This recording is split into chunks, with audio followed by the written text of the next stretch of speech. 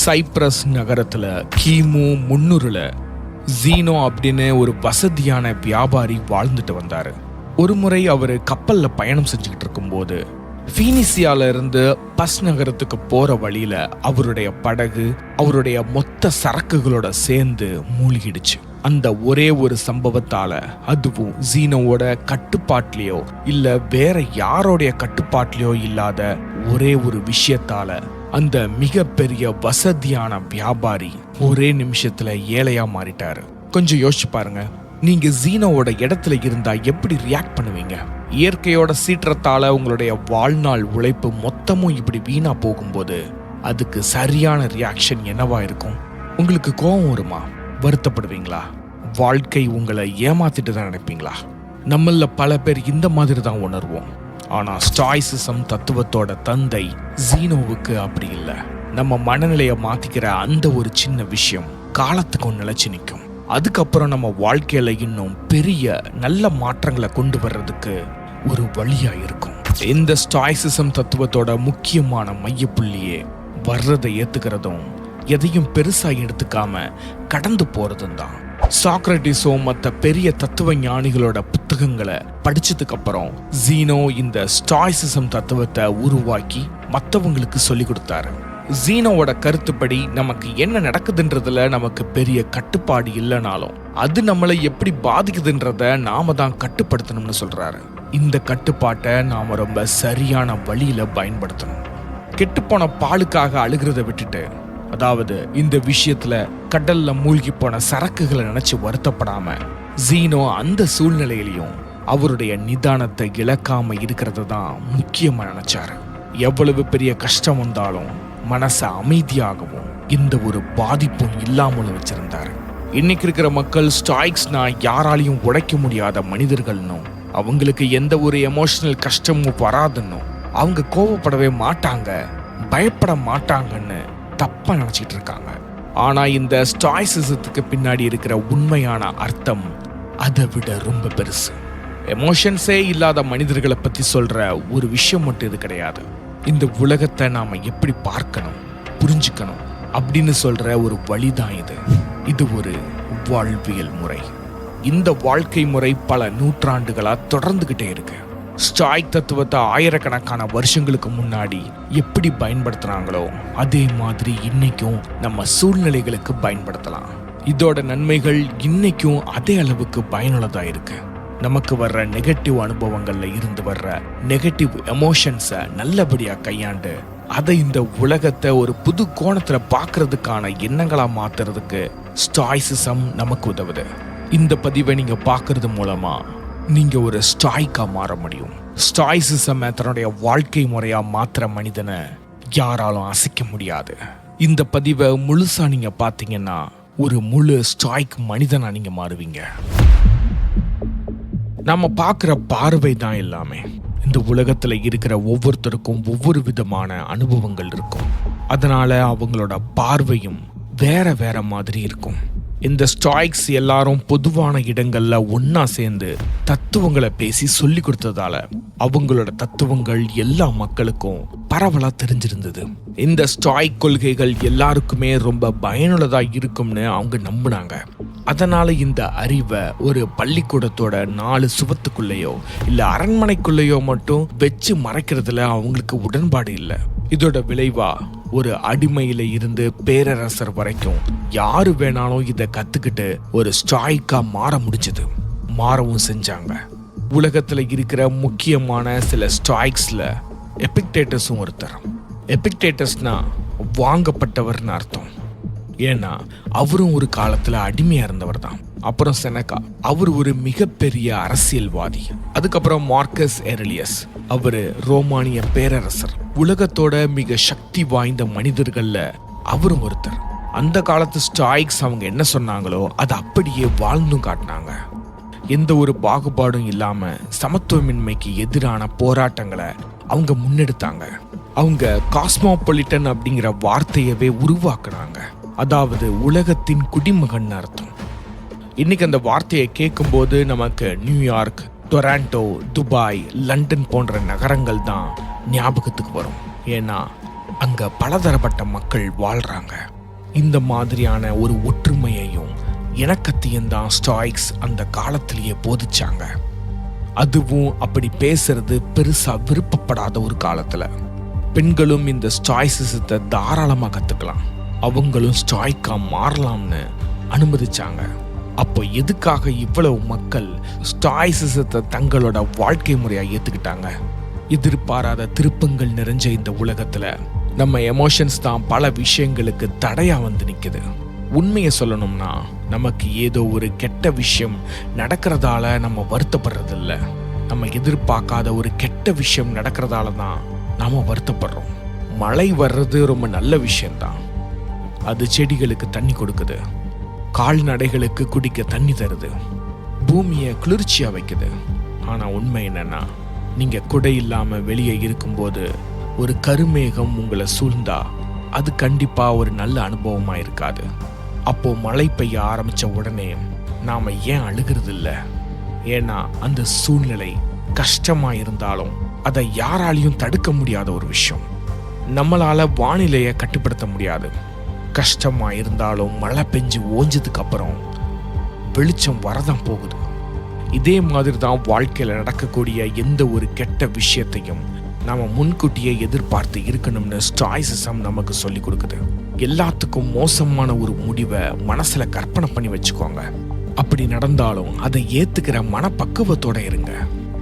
Stoic செய்யற ஒரு பயிற்சிக்கு பேரு விருப்பப்பட்டு கஷ்டங்களை ஏத்துக்கிறது, த வாலண்டரி டிஸ்கம்ஃபர்ட்.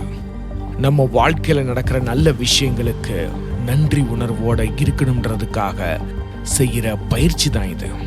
உங்களுடைய கிச்சன்ல தரையில படுத்து தூங்குறது, எப்பவும் சுடுதண்ணில குளிக்கிற நீங்க வேணும்னே குளிர்ந்த தண்ணியில குளிக்கிறது, கொஞ்ச நாளைக்கு கூழோ இல்ல கஞ்சியோ மட்டும் சாப்பிட்டு இருக்கிறது, இந்த மாதிரி விஷயங்கள் தான் சூழ்நிலை எவ்வளவு கஷ்டமா இருந்தாலும் உங்களது வாழ வைக்கும்.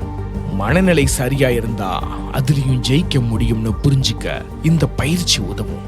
இந்த மாதிரி அன்கம்ஃபர்டபுளான சூழ்நிலைகளை தாங்கிறது மூலமா எதிர்காலத்துல வர்ற கஷ்டங்களை எதிர்கொள்ள நம்ம மனசை நாம தயார்படுத்திக்கிறோம். இன்னைக்கு இருக்கிற இந்த உலகத்துல விளம்பரங்கள் நம்ம கண்ணு முன்னாடி எப்பவும் வந்துகிட்டே இருக்கு. நமக்கு அடுத்த வர்ற ஒரு புது பொருள் இல்லைன்னா, நாம ஒரு குறிப்பிட்ட மாதிரி அழகா இல்லைன்னா, இல்ல ஒரு குறிப்பிட்ட அளவு பணம் சம்பாதிக்கலன்னா நம்மளால சந்தோஷமா இருக்கவே முடியாது அப்படின்னு நம்மள அவங்க நம்ப வைக்கிறாங்க. இந்த மெசேஜ் முன்ன விட இப்ப ரொம்ப முக்கியமானது. நாம இந்த உலகத்துக்கு வரும்போது நமக்கு எதை பத்தியும் பெருசா தெரியாது. நாம வளரும் போது வீட்லயும் ஸ்கூல்லையும் இந்த உலகத்தை பார்த்துமே பல விஷயங்களை கத்துக்கிறோம். ஆனா விஷயம் என்னன்னா, பல நேரங்கள்ல இந்த 3 இடங்கள்ல இருந்தும் நமக்கு கிடைக்கிற அறிவு வேற வேற மாதிரி இருக்குது. இப்போ கேள்வி என்னன்னா, நாம இந்த எல்லா விஷயங்களையும் மனசுக்குள்ள ஏத்திக்கணுமா? அப்படி எல்லாத்தையும் ஏத்துக்கிட்டா நமக்கே தெரியாம நம்ம வாழ்க்கை மேல நாம தேவையில்லாத எதிர்பார்ப்புகளை வச்சுப்போம். அது கடைசியில ஏமாற்றத்தையும் அதிருப்தியையும் தான் தரும். அப்படி வாழ்றதுல ஒரு அர்த்தமும் இல்லை. அதுக்கு பதிலா நமக்காக நம்ம மேம்படுத்திக்கிறதுல நாம கவனம் செலுத்தணும். நாம செய்யற விஷயங்களை நமக்காக மட்டும்தான் செய்யணும். எதையும் ஒரு வெளிப்படையான லாபத்துக்காகவோ இல்ல வேற ஏதோ ஒரு எதிர்பார்ப்போடையோ செஞ்சா அது எப்பவும் ஏமாற்றத்துல தான் முடியும். பல நேரங்கள்ல நம்ம மனசுல இருக்கிற அந்த வெறுமைய வெளி உலக பொருட்கள் மூலமா நிரப்ப பார்க்கிறோம். ஆடம்பரமான கார் வாங்குறது, பெரிய வீடு கட்டுறது, இல்ல ஒரு குடும்பத்தை உருவாக்குறதுன்னு சில சமயம் இந்த எல்லா விஷயங்களையும் அதோட வெளிப்படையான மதிப்புக்காக செய்யறோமே தவிர அதோட உண்மையான உள்ளர்த்தத்துக்காக செய்யறதில்ல. நீங்க வாழ்க்கைய இந்த வழியில அணுகுனா உங்களுடைய சந்தோஷத்தை வெளியில இருக்கிற சக்திகள் கிட்ட ஒப்படைக்கிறீங்கன்னு அர்த்தம். அந்த வெளி சக்திகள் எப்ப வேணாலும் பொய்த்து போகலாம். நீங்க வாங்குற கார் எப்ப வேணாலும் பழுதாகலாம். இயற்கை சீற்றங்கள் மொத்த நகரத்தையே அழிச்சிடலாம். விவாகரத்துகளோட எண்ணிக்கையும் வருஷம் வருஷம் அதிகமாயிட்டே போகுது. ஆனா வாழ்க்கையில இலவசமா கிடைக்கிற விஷயங்கள் கூட ஒரு விலை இருக்கு. அது வேற ஒண்ணு இல்ல, நம்ம மனசுலையும் வெளியேயும் இருக்கிற இடம் தான் அது. செனக்கா எழுதின மாதிரி குறைவான விஷயங்களோட வாழ பழகிறது உங்களோட வாழ்க்கையில உங்களுக்கு உண்மையிலேயே முக்கியமான விஷயங்களுக்கான இடத்தை உருவாக்கி தரும். அதுக்கு பதிலா மனிதர்களாகிய நம்மளோட சுய மதிப்பு மேலதான் நம்ம சந்தோஷத்தை வச்சுக்கணுமே தவிர நம்ம கிட்ட இருக்கிற பொருட்கள் மேலேயோ இல்ல நாம வாங்குற விஷயங்கள் மேலேயோ வச்சுக்க கூடாது. வாழ்க்கை நம்ம மேல எதை தூக்கி போட்டாலும் நம்ம மனசை எப்பவும் அமைதியா வச்சுக்க நாம பழகணும். ஏன்னா நாம என்னதான் ஆசைப்பட்டாலும் அந்த நாளோட முடிவுல நம்ம வாழ்க்கையில நடக்கிற பெரும்பான்மையான விஷயங்கள் மேல நமக்கு எந்த ஒரு கட்டுப்பாடும் இல்லை. ஆனா அந்த விஷயங்களுக்கு நாம எப்படி ரியாக்ட் பண்றோம்ன்றதுல நமக்கு முழுமையான கட்டுப்பாடு இருக்கு. இதுக்கு பேரு தான் கட்டுப்பாட்டின் இருமை, டிகோட்டமி ஆஃப் கண்ட்ரோல். ஸ்டாய்க் தத்துவத்தோட ரொம்ப முக்கியமான கொள்கை இதுதான். நம்ம கட்டுப்பாட்டில் இருக்கிற விஷயங்களையும் நம்ம கட்டுப்பாட்டில் இல்லாத விஷயங்களையும் பிரிக்க கற்றுக்கணும்னு ஸ்டாய்க்ஸ் சொல்லி தராங்க.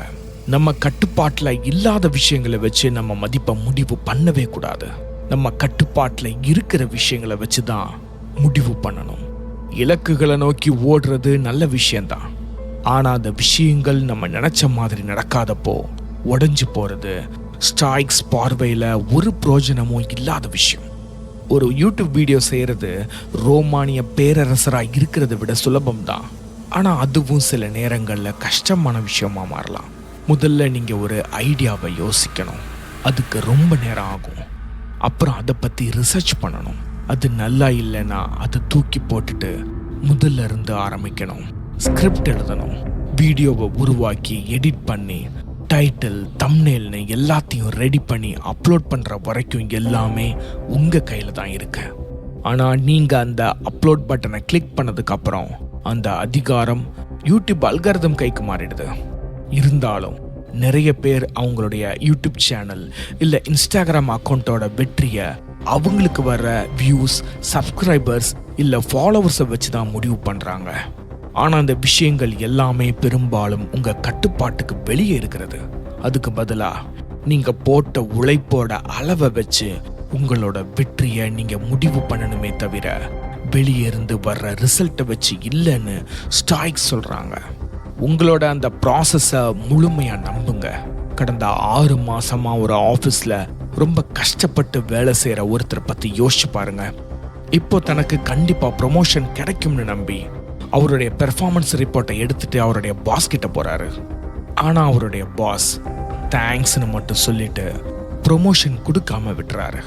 இவரும் வீட்டுக்கு வந்து தான் சரியா வேலை செய்யலையான்னு யோசிச்சு வருத்தப்படுறாரு.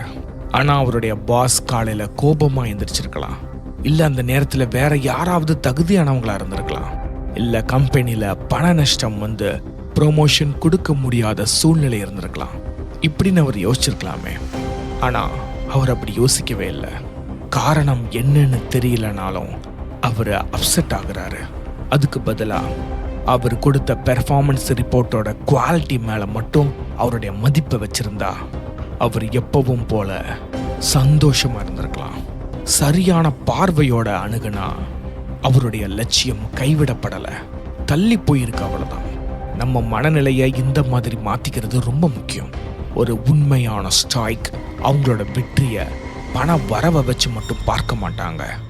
பணம் கொடுக்கிற ஆடம்பர பொருட்கள் இல்லாமலும் தங்களால் ஒரு கம்ஃபர்டபுளான வாழ்க்கையை வாழ முடியுன்ற நிம்மதியோடு இருப்பாங்க. ஸ்டாய்சிசத்தோட முக்கியமான 4 நற்பண்புகளை பற்றி பார்க்கலாம். அறிவு, துணிச்சல், நிதானம், கடைசியா நீதி. அறிவுன்றது நமக்குள்ள இருக்கிற விஷயங்களுக்கும் வெளியில இருக்கிற விஷயங்களுக்கும் இருக்கிற வித்தியாசத்தை புரிஞ்சுக்கிறது.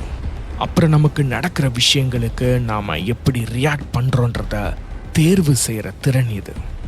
விக்டர் பிராங்க்லின் சொன்ன மாதிரி நமக்கு நடக்கிற ஒரு சம்பவத்துக்கும் அதுக்கு நாம கொடுக்கிற ரியாக்ஷனுக்கும் நடுவில் ஒரு இடைவெளி இருக்கு. அந்த இடைவெளியில தான் நமக்கான ரியாக்ஷனை தேர்ந்தெடுக்கிற சக்தி இருக்குது. துணிச்சல் அப்படின்னா 2 வார்த்தை தான். சகிச்சுக்கிறது இல்லைன்னா எதிர்த்து நிற்கிறது. நிதானம் அப்படின்னா குறைவான விஷயங்களை வச்சு நிறைவாக வாழ்கிறது. கம்மியான வார்த்தைகளில் நிறைய விஷயங்களை சொல்கிறது. ஜெஃப் பெசோஸும் எலான் மஸ்கும் ஃபோர்ப்ஸ் லிஸ்டில் முதலிடத்துக்காக சண்டை போட்டுக்கிட்டு இருக்கும்போது ஸ்டாய்க்ஸ் என்ன நம்புகிறாங்கன்னா, நமக்கு தேவையான அத்தியாவசியமான விஷயங்கள் இருந்தால் போதும், அதுவே போதுமானதுன்னு நினைப்பாங்க. இந்த நற்பண்புகள் எல்லாத்துலேயும் ரொம்ப முக்கியமானது நீதி, ஜஸ்டிஸ் தான். நாம எல்லாரும் ஒருத்தருக்கு ஒருத்தர் உதவி செஞ்சு வாழதான் பிறந்தோமே தவிர நமக்கு நாமே வாழ்றதுக்காக இல்லை. அதனால யாருக்கும் எந்த தீங்கும் செய்யக்கூடாதுன்னு இது சொல்லுது. நெல்சன் மண்டேலா உலகத்துல இருக்கிற மிகச்சிறந்த தலைவர்கள்ல ஒருத்தர். அவரு இனவெறிக்கு எதிராக போராடிக்கிட்டு இருந்தப்போ அவருக்கு ஆயுள் தண்டனை கிடைச்சு 27 வருஷம் ஜெயிலில் இருந்தார். ஜெயிலில் இருந்து ரிலீஸ் ஆனதுக்கப்புறம் அவர் சவுத் ஆப்பிரிக்காவோட பிரசிடெண்ட்டாக தேர்ந்தெடுக்கப்பட்டார். அதனால் எல்லாரும் அவர் தன்னை ஜெயிலில் அடைச்சவங்கள பழி வாங்குவார்னு நினச்சாங்க. ஆனால் அவர் கண்டிப்பாக அப்படி செய்யவே இல்லை.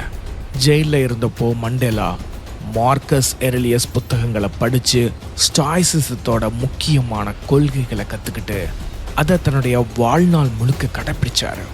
தப்பு செஞ்சவங்களோட தலைகளை எடுக்கிறதுக்கு பதிலாக நெல்சன் மண்டேலா அவருடைய மக்கள்கிட்ட எல்லாரும் அமைதியாக இருந்து நாட்டை மறுபடி கட்டமைக்கலாம்னு கேட்டுக்கிட்டாரு. கடந்த காலம் இப்போ அவங்க கட்டுப்பாட்டில் இல்லைன்னும் இனிமே அவங்களால செய்யக்கூடிய ஒரே விஷயம் முன்னாடி போகிறதுக்கான வழியை பார்த்து ஒரு சிறந்த நாட்டை உருவாக்குறது மட்டும்தான் அழுத்தி சொன்னார். இதுதான் ஒரு ஸ்டாய்க்கோட வழி. இன்னைக்கு இருக்கிற மருத்துவத்தில் கூட REBT, அதாவது ரேஷனல் எமோட்டிவ் பிஹேவியர் தெரப்பி மற்றும் லோகோ தெரப்பி போன்ற சிகிச்சைகளுக்கு பின்னாடி இந்த ஸ்டாய்சிசம் தான் இருக்குது. ரெப்ட் சிகிச்சை மூலமா நோயாளிகளோட நெகட்டிவ் எண்ணங்களை லாஜிக்கலாக கேள்வி கேட்டு அதில் உண்மை இல்லைன்னு புரிய வச்சு அதுக்கு பதிலாக ஆரோக்கியமான எண்ணங்களை அவங்க மனசில் விதைக்கிறாங்க. இன்னொரு பக்கம் லோகோ தெரப்பி என்ன சொல்லுதுன்னா, மனிதர்கள் எப்பவும் ஒரு நோக்கத்தோட தான் செயல்படுறாங்க. எவ்வளவு இருண்ட சூழ்நிலையா இருந்தாலும் நம்ம வாழ்க்கையோட நோக்கம் என்னன்னு தெரிஞ்சுக்கிட்டா நம்மளால சந்தோஷமா வாழ முடியும்னு சொல்லுது. ஆனா நம்ம எல்லாருக்கும் தெரிஞ்ச மாதிரி இதை சொல்றது சுலபந்தான், செய்யறது தான் கஷ்டம். இது ஒரு ப்ராசஸ். நம்ம எண்ணங்களை நம்ம மாற்றி அமைக்கணும். பழசை தூக்கி போட்டுட்டு புதுசை ஏற்றுக்கணும். நம்ம சந்தோஷத்தை நாம் தேடணும்னா இதை நாம் தினமும் ப்ராக்டிஸ் பண்ணணும். நம்ம கட்டுப்பாட்டில் இருக்கிற விஷயங்களுக்கு மட்டும் முக்கியத்துவம் கொடுத்தா நம்ம கட்டுப்பாட்டில் இல்லாத விஷயங்களை நினச்சி கவலைப்படுறதை நிறுத்தலாம். ஒட்டுமொத்தமாக ஒரு நிறைவான சந்தோஷமான வாழ்க்கையை வாழலாம்.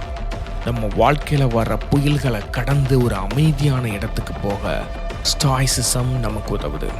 ஒருவேளை நம்ம படகு மூழ்கி நாம் இறந்தே போனாலும், நாம் நினச்ச அளவுக்கு நீண்ட காலம் வாழலைனாலும், வாழ்ந்த வரைக்கும் ஒரு நல்ல வாழ்க்கையை வாழ்ந்தோன்ற நிம்மதியோட நாம் கண்ணு மூடலாம். ஏன்னா எல்லாத்துக்கும் ஒரு முடிவு இருக்கு.